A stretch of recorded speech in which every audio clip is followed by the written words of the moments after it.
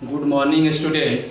आज मैं अनुपात सम अनुपात का तीसरा पार्ट बना रहा हूं, जिसमें बहुत ही इम्पोर्टेंट क्वेश्चन लिया हूं। आप लोग उसे ध्यान से देखिएगा और उसे हल करिएगा। उस पर सवाल भी मैं दूंगा, उसका कमेंट करके आंसर बताइएगा। तो चलिए मैं शुरू करता हूं। पहला सवाल, उसके पहले आप लोग हमारे चैनल ऑनलाइन स्कूल BSCB को लाइक शेयर और सब्सक्राइब कीजिएगा। तो पहला सवाल है, पहला और दूसरा सवाल पैसों पर आधारित सवाल है, जो बहुत ही इम्पोर्टेंट क्वेश्चन है और इससे आधारित क्वेश्चन अक्सर परीक्षा में पूछे जाते हैं। जिसमें पहला सवाल दिया है कि एक बक्से में 180 रुपये रखे हैं, जिसमें 1 रुपये 50 पैसे और 25 पैसे के सिक्कों का अनुपात 2:3:4 है। तो बक्से में 50 पैसे के कितने सिक्के हैं? तो सबसे पहले पहला सवाल में दिया है 1 रुपये 50 पैसे और 25 पैसे के सिक्के दिए हैं, जिनके सिक्कों का अनुपात जो है 2:3:4 है। 2:3:4 है। तो हमें पूछ रहा है कि बक्से में 50 पैसे के कितने सिक्के और कितना रुपए रखा है? 180 रुपये। तो सबसे पहले ये सिक्के हैं, सिक्कों की संख्या, इसे मूल्य के अनुपात में बदल देंगे, इसलिए कि मूल्य दिया है 180 रुपये। तो 1 रुपये में तो एक ही सिक्का होता है, लेकिन 3 रुपये जो 50 पैसे है, रुपये का 1/2 होता है, यानी कि 50/100 लिख सकते हैं। और 25 पैसे जो होता है 4 गुना 25/100 होता है 25। तो इसको करेंगे तो 50 दूनी 100 हो जाएगा और 25 चौका 100, यानी कि 4 कट जाएगा, यानी कि 2:3/2:1 आ जा रहा है इस रूप में। अब इसे अनुपात बदलेंगे तो 2 दूनी का 4 3:2 किस रूप में आ जा रहा है? 2/2 है, तो इससे गुना कर दिए इसमें तो 2 गुना 2 4 और 2 गुना 1 2, यानी कि 4:2:3:2 के रूप में। या इसे पैसे में भी बदल सकते थे, 2 गुना 100 3 गुना 50 अनुपात 4 गुना 25, इस रूप में भी हम लोग कर सकते थे। अब बोल रहा है कि बक्से में 50 पैसे के कितने सिक्के हैं? तो 50 पैसे के सिक्कों का मूल्य का अनुपात 4:3:2 है। तो 4:3:2 है, तो हम यदि इसको बदले 50 पैसे के सिक्के निकालें, 50 पैसे के सिक्के, तो 50 पैसे के सिक्के बराबर लिखेंगे अनुपात में 3/4 3 7 2 9 गुना 180। लेकिन ये मूल्य आ रहा है और सिक्के 1 रुपये में कितने सिक्के होते हैं? 50 पैसे के कितने सिक्के होते हैं? 2, तो 2 से गुना कर देंगे। यदि 25 पैसे के सिक्के पूछा जाता तो यहाँ पर 4 रखते। इसको आप लोग ध्यान रखिएगा, जब भी इसको इस तरह बदलिएगा तो इसको ध्यान रखिएगा कि 50 पे 1 रुपये में कितने सिक्के होते हैं, उसके अनुसार 50 पैसे के 2 सिक्के होते हैं तो 2, 25 पैसे के 4 सिक्के होते हैं तो 4 से गुना कर देंगे, यानी कि 20×9 180, यानी कि 120 सिक्के। कितने हो गए? 120 सिक्के।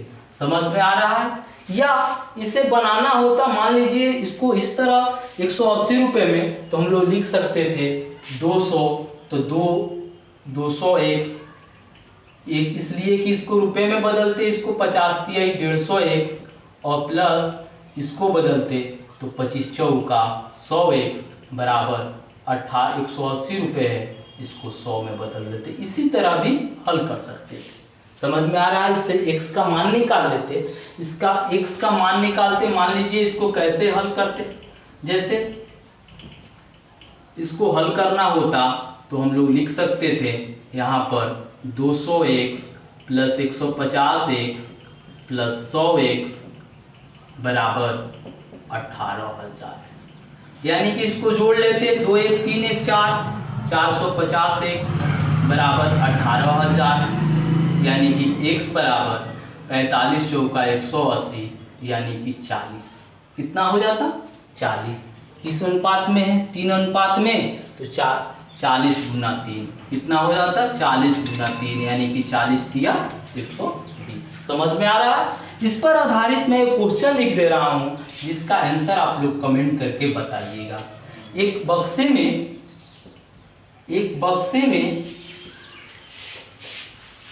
100 रुपये, एक बक्से में 100 रुपये रखे हैं, जिसमें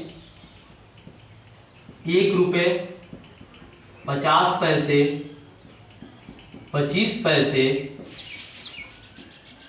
के सिक्कों का अनुपात, सिक्कों का अनुपात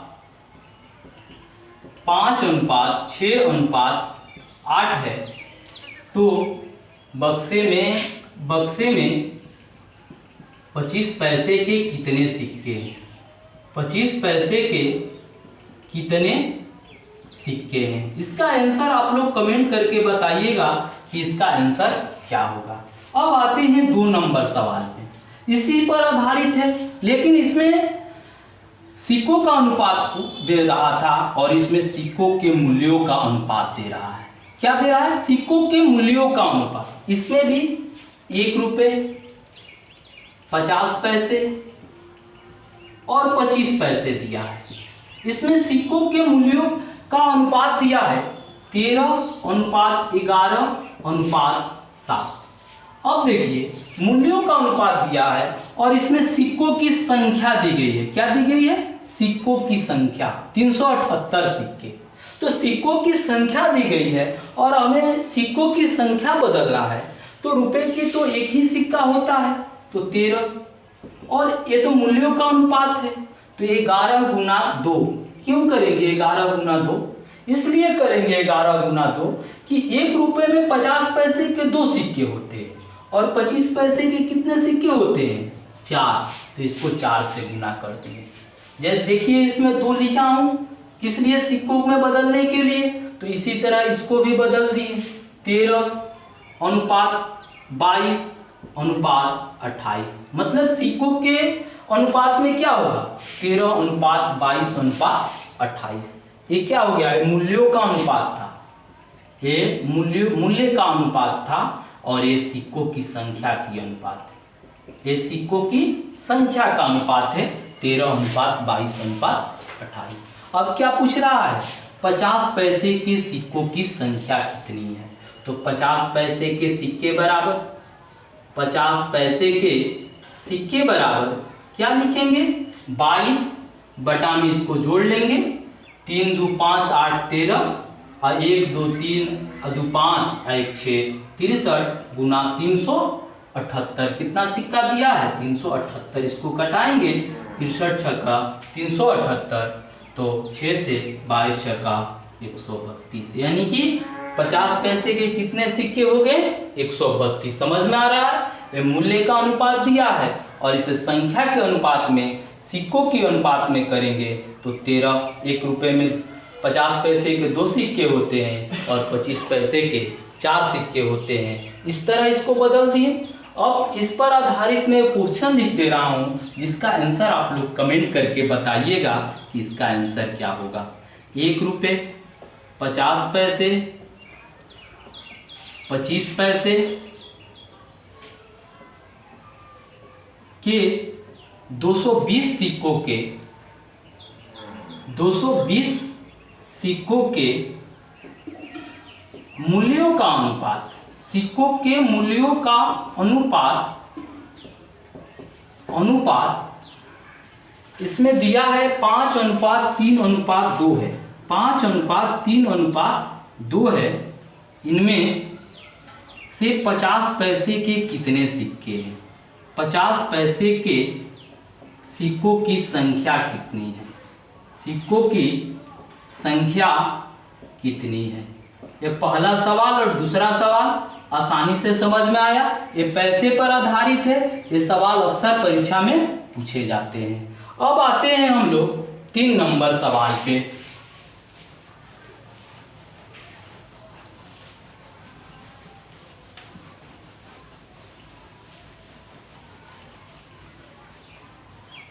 तीन नंबर सवाल दिया है, ए और बी की मासिक आय 5:6 के अनुपात में तथा उनके मासिक खर्चों का अनुपात 3:4 है। यदि वे प्रति मास क्रमशः 1800 तथा 1600 रुपये की बचत करते हैं तो बी की मासिक आय ज्ञात कीजिए। देखिए इसमें ए और बी की मासिक आय 5:6 के अनुपात में है। इसको 5x मान लिए और इसको मान लिए 6x। कितनी की बचत करते हैं? बचत करते हैं, पहला कर रहा है 1800 का, तो 1800 घटा दिए, और दूसरा कर रहा है 1600। तो कितना खर्च का अनुपात आ रहा है? 3:4। 3:4 यानी कि 3/4। अब इससे x का मान निकालेंगे, तो x का मान निकालेंगे तो 4 से गुना करेंगे, तिरछा तिरछी गुना करते हैं। 4 5 20x, 18 चौक 7200 और 36 18x माइनस 16 3 4800। अब इससे x का मान निकालेंगे तो 20x माइनस 18x बराबर माइनस 4800 और प्लस 7200, यानी कि 2x बराबर 2400 और x बराबर निकालेंगे तो 2400 बटा में 2 यानी कि 1200। कितना आ जा रहा है? x बराबर 1200। तो b की मासिक आय, तो b की आय बराबर क्या है? b की 6x है, तो 6 गुना 1200 यानी कि 12 7200 आए। 7200 रुपये। समझ में आ रहा है? इस पर आधारित मैं एक क्वेश्चन लिख दे रहा हूं, जिसका आंसर आप लोग कमेंट करके बताइएगा कि इसका आंसर क्या होगा। जैसे इस पर आधारित ए और बी की मासिक आय, ए और बी की मासिक आय 6:7 के अनुपात में, 6:7 के अनुपात में है, तथा उनके मासिक खर्चों का अनुपात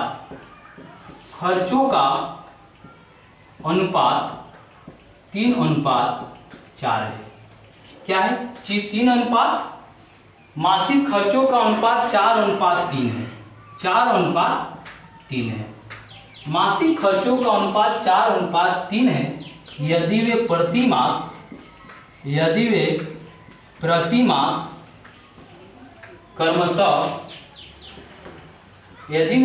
मास क्रमशः 1000 तथा 2000 रुपये, 1000 तथा 2000 रुपये की बचत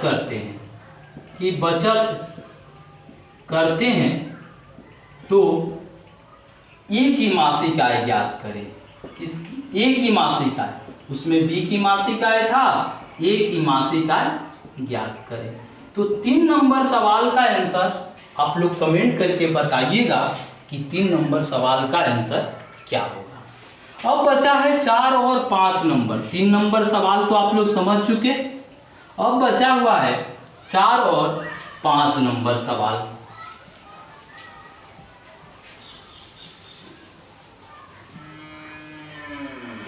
देखिए इसमें 4 और 5 बचा है। 4 में दिया है कि 3 कारों द्वारा 1:2:3 के अनुपात में दूरी तय की गई। यदि यात्रा के समय का अनुपात 3:2:1 हो तो उनकी चालों का अनुपात क्या है? तो चाल बराबर हम लोग जानते हैं क्या होता है? दूरी बटा में समय। दूरी बटा में समय। इसी तरह इसका भी हम लोग कर देंगे। कार का 1:2:3 दिया है, यहाँ पर क्या करेंगे? 1/3 अनुपात 2/2:3/1, मतलब दूरी का ऊपर रखेंगे और समय का नीचे रखेंगे। और यदि यही समय पूछा जाता तो समय बराबर क्या लिखते? दूरी बटा में 4। इसी तरह दूरी निकालना होता तो 4 गुना समय। तो इसका अनुपात ज्ञात कर दे। क्या आएगा? 1/3 अनुपात 1 कट जाएगा, 1:3, यानी कि इसको अनुपात में बदलेंगे तो 1:3:9। यही इसका आंसर हो जाएगा। समझ में आ रहा है? इस पर आधारित मैं क्वेश्चन लिख दे रहा हूँ, जिसका आंसर आप लोग कमेंट करके बताइएगा कि इसका आंसर क्या होगा। 3 कारों द्वारा 3:4:1 5 के अनुपात में दूरी तय की गई, अनुपात में दूरी तय की गई,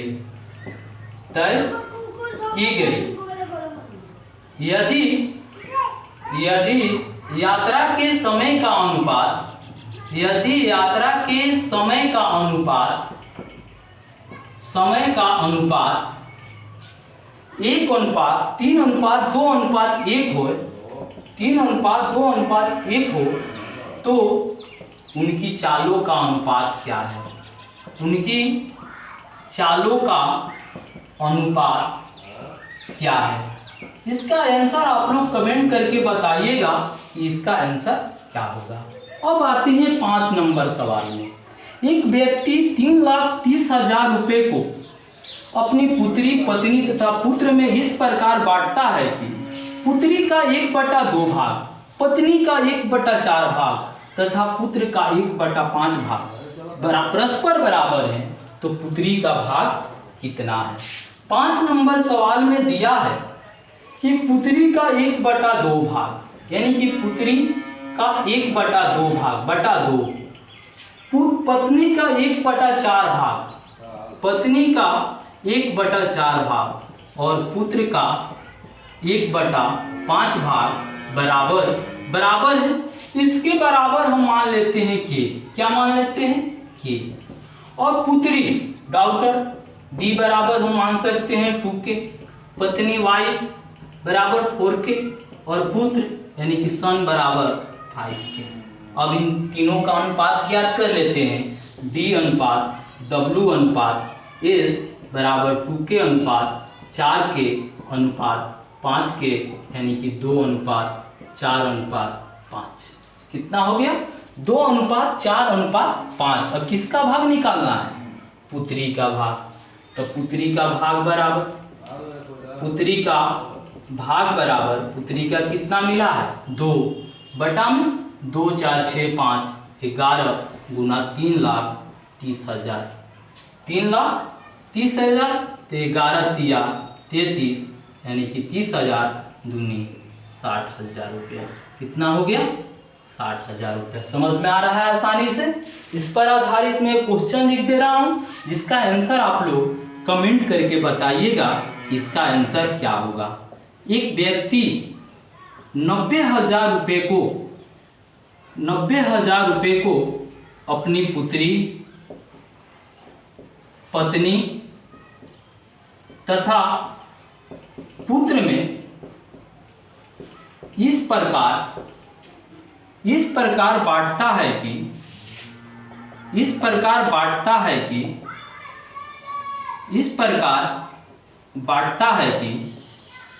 पुत्री का 1/3 भाग, पुत्री का 1/2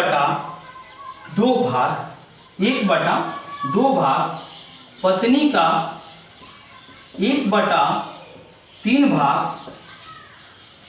तथा पुत्र का 1/4 भाग, पुत्र का 1/4 भाग बराबर है, परस्पर बराबर हैं। तो पत्नी का भाग कितना है? इसमें किसका भाग? पत्नी का भाग निकालना है कि पत्नी का भाग कितना है। बस इतना ही 5 सवाल था और 5 सवाल हल हो गए। बस अब आप लोग इसका आंसर कमेंट करके बताइएगा इसका आंसर क्या होगा। और हमारे चैनल ऑनलाइन स्कूल BSAV को लाइक, शेयर और सब्सक्राइब कीजिएगा। और साथ ही ये वीडियो पसंद आए तो अपने दोस्तों के पास भी शेयर कीजिएगा। धन्यवाद। आप लोग इसका स्क्रीनशॉट ले सकते हैं।